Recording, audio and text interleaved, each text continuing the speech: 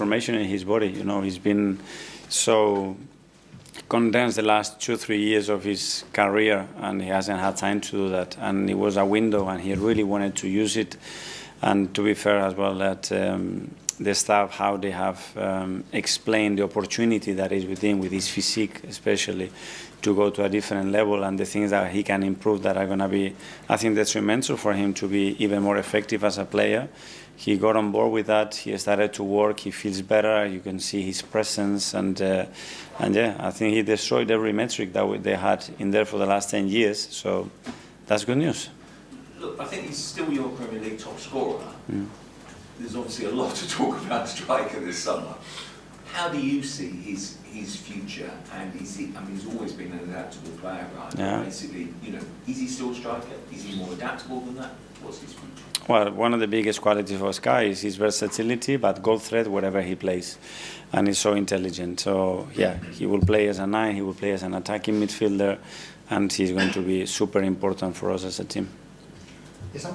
Hi, Mikel. You just mentioned there with Kai that he destroyed every metric. What kind of metrics are you suggesting there? All of them. The power, acceleration, muscle mass, the way that he has increased certain capacities in his body, his agility, it's been incredible. So I was talking to the medical staff the other day, and they were talking that. But for someone that is not in the team to have that mindset, the only thing that he's done is just raise the standards in that building, because then the other ones that were injured were looking at him and say, I'm going to look bad if I don't do the same.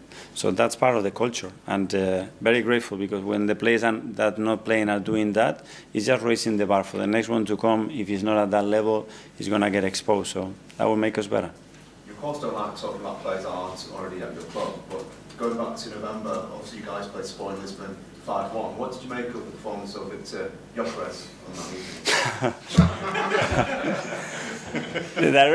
The direction of the question was good till the last part. You know that I cannot talk about any player. Thanks, Sam. But it was a great performance from us.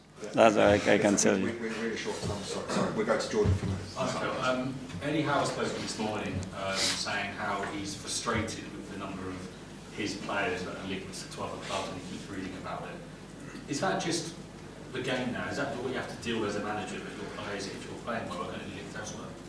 Well, it's part of, I think, where we are, and as well, I think the media and the news are so connected. The amount of messages, pictures that I get that you want this player or you're not using this player is incredible. But yeah, I think it's part of everything that we are here. It's part of the entertainment. I see my kids, and for next season they are already trading players with the games that they play and all that. I mean, it's also connected. We need to accept that, I think. Are they giving you any advice?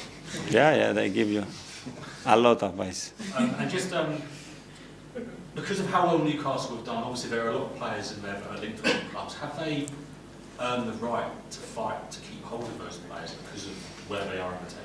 I don't know. This is a question for Newcastle. I don't know. Sam? Yeah.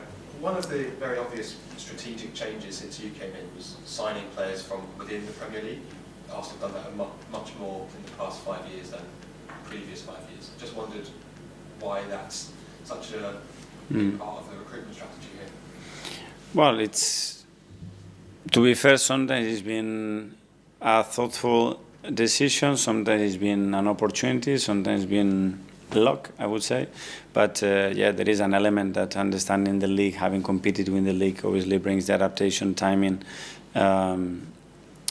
lower and the risk lower. The best thing is when you have talent in the building, because you know them already for many years, you just throw them in, you have seen them every day, and there is no adaptation. But sometimes the players have to be available, and as well, obviously, we know how much they cost those players, so we experience that. I think it's probably a bit of English arrogance that we always say, oh, the Premier League's the best in the world, this is where all the best players are, the best teams. Do you agree with that? You've been here for so long. Do you look across Europe? And when I look at our league and here, for me, it's no